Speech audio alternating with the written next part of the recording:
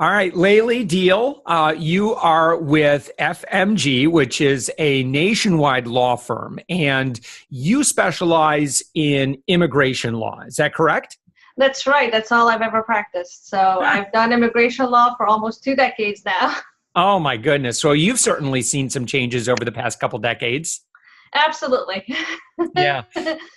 Well, so what I really want to chat about, and I'm really excited to have this conversation, is that there's a certain, and forgive me, I'm not an attorney, so I'm not going to use the right legalese, but there is a certain designation or a certain qualification that that folks who are looking to stay within the United States can apply for either a temporary or ultimately I think a permanent or some semi-permanent visa, and that's known as, on the temporary side, that's known as O1.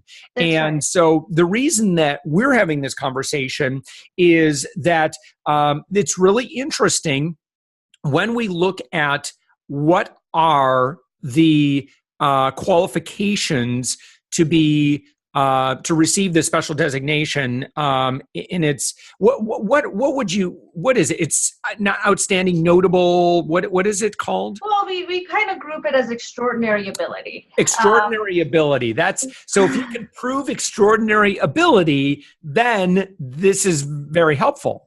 And you don't have to be a superhero to prove that, but there are certain criteria that has to be met. Immigration is going to look to see, have you reached a level in your career or in your level of influence and authority to be able to be given this category of visa, and then ultimately the same category for the green card process.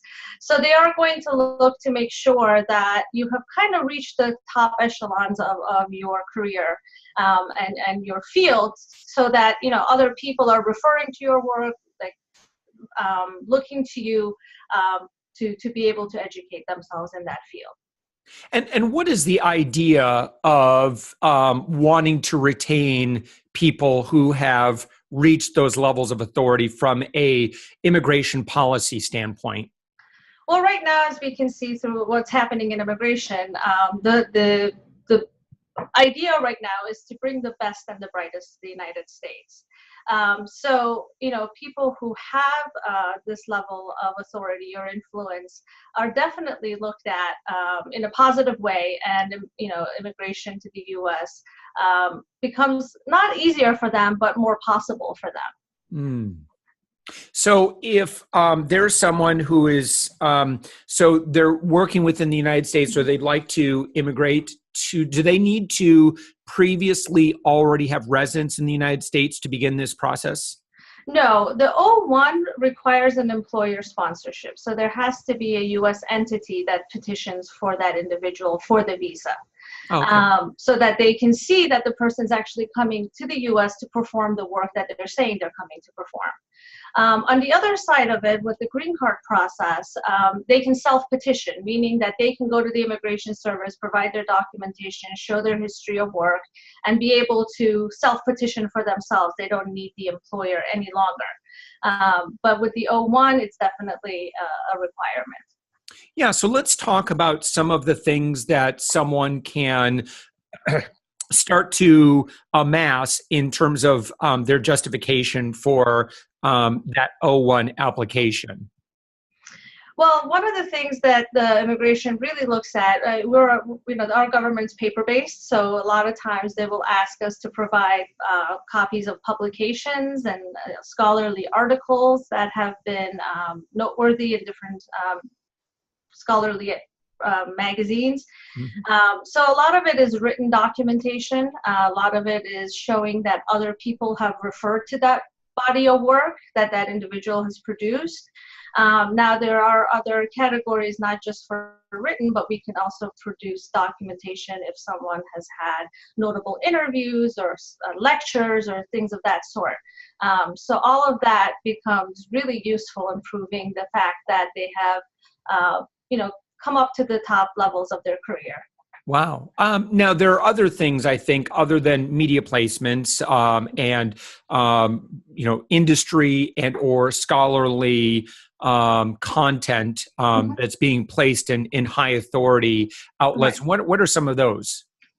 Well, the other, other than the publications and the written materials, they're going to look to see, have you judged other people's work? So if you have built enough influence to be looked at as someone who can render an opinion on someone else's work, or if you've won any awards or recognitions for the work that you have produced. Yeah, so that's exciting because I think that people might look at, well, gosh, to get that kind of recognition, it's going to be a lot of work. And I think what's really exciting about this, having learned about this, is that it's not very difficult for us. And so we're doing this every single day for our clients and helping them get lots of media placement. So as I understand it, there are two specific categories that we can absolutely help with, and I'd love your feedback on this. As if we were to make this service known, do you think that this would be helpful to this community who's looking for this designation?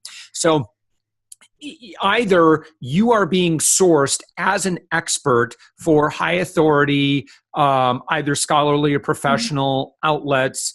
We do that all the time. So right now, there are writers that are looking to feature experts in certain areas of notability. We do a lot of that right now where we're matching them up. And then I think the second designation that we were looking at is creating this original content and you being the author of that and then getting it published. And that's, again, something that we can absolutely help with. And I would say, if you want to do that work on your own, you can do it, and it's going to take a lot of persistence. Obviously, the more true success that you've created, it's going to be the true authority that you've built up professionally. It's going to be a little bit easier. But if you are looking at that, kind of like looking at the vista of the mountain, you're like, oh my gosh, that's going to take years to do that. Not so. I think if you're working with a really good PR agency, we do a lot of work in influencer marketing. You can actually speed up that process quite a bit, and then you don't have to worry about, I'm sorry, you can't come to or stay in the United States because your visa is expired. Absolutely, and those are two big categories for us. Whenever I meet with a client, I always say, bring me a listing of everything that you have written in the past, however many years that you've been in this field, or bring me any documentation to show you've won awards or you have judged other people's work in some way. So those are definitely two big categories, and those are the two big things that we always kind of push our clients on to see what we can get. And the more we can get, the better. The more documentation we can provide, the more information we can provide on that individual to the immigration officer who's reviewing their case really helps. Now, one of the things I always tell everybody is that immigration officers have hundreds of these applications. What can we do to set you apart? Yeah. What can we do to make your application stronger or better? So obviously, if we have more documentation, more instances where we can show how influential this person is, or how much authority they have in speaking about this topic, that it definitely sets that person a little bit apart from the rest of the applications that officer is going to read that day. Wow. Have you seen any trends like over the past 5 years in terms of the acceptance rate of applications for O1? It's definitely, the trend has been to ask for more documents and obviously become a little more stricter with the definition of some of the legalese we use. But I think that, in most cases, as long as we're providing the documentation that the immigration needs, and then we can truly show that that person is influential and has authority and has reached a certain level in their career, then I think these types of visas are still being routinely accepted and approved. Obviously, the O1, which is the temporary visa, is a little easier to get through. The green cards are always a little bit more difficult. We have to show a little bit more for each individual. But I think that also does come with time between when we do the O and the green card portion of it. And what specifically, so if someone is looking at this process, how can a really great law firm like Freeman Mathis and Gary, which is at fmglaw.com, and of course you're in the mothership, right, north of Atlanta. So first off, like how many locations does FMG Law have? Oh, man, we're adding new places every day. We have offices, obviously, in Atlanta, Raleigh, Florida, Pennsylvania. I think we're in Philadelphia. We're 3 offices in California. I think we're joining a new office in Boston soon. So we're growing. Oh, that's great. That's great. And how does a great law firm like FMG what are they doing specifically to help the client get their O1 and green card? I work directly, or my law partner who does immigration law as well, we work directly with the individuals trying to get through this process. So it becomes a more individualized process for us. We spend a great deal of time with them in trying to outline exactly what documentation they have, what are we lacking, what do we need to work on. So we put a lot of emphasis up front to getting the documentation ready and filed in a proper manner, because we want to do it once and we want to do it right. So working with an attorney definitely helps. Working with an attorney that's going to give you that little bit of an individual attention definitely helps, I think. Great. Well, Layli, I will link to your individual attorney bio on the article below, so that as someone is researching this, they certainly can reach out to you. And what is the process typically like if someone begins this? Do they have an initial consultation with you, and then what happens then? So usually I get an email saying, hey, do you do this type of work? Can you guide me? So I usually always talk to people, whether it's by email or a phone call, for a few minutes, just to kind of give them an initial assessment as to, do I think this may be the right category for them? And then if I feel like that's something that we can help them with, or they're on the right track, then we have a consultation. Obviously for O1s, I also need to have a conversation with whoever the employer is. And then once everybody's on the same page, then full speed ahead. We try to gather as much documents as we can and then get them along the way. Yeah. What is the role of the employer? What should the employer be doing to properly sponsor? Well, basically, they need to sign the set of paperwork that needs to go to immigration as the employer. And then basically all of the other documentation we provide through, working with the individual who's trying to seek the visa. So basically the employer just has to want to sponsor that individual, understand what the requirements are, and be willing to participate with us in that process. That's awesome.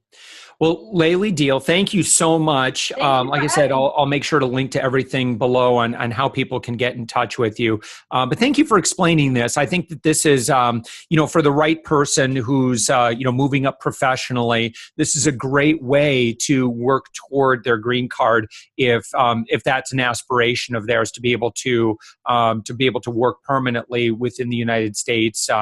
There's certainly a lot of great benefits to being able to work, locally with your employer, as opposed to only, overseas, and to be able to stay here permanently. So, really exciting, and I'm very grateful, and certainly, I want to let that individual know too that in terms of the receiving those qualifications, this is something we've been doing for over half a decade. I mean, we can get you that media placement. We do this every day for our clients.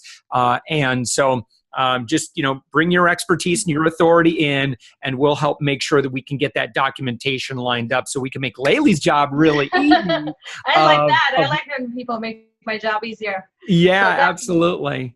Absolutely. Well, Laylee, thank you so much for having this conversation and helping to educate those that are looking to begin or they're in the middle of this process, and let's get that taken care of for them.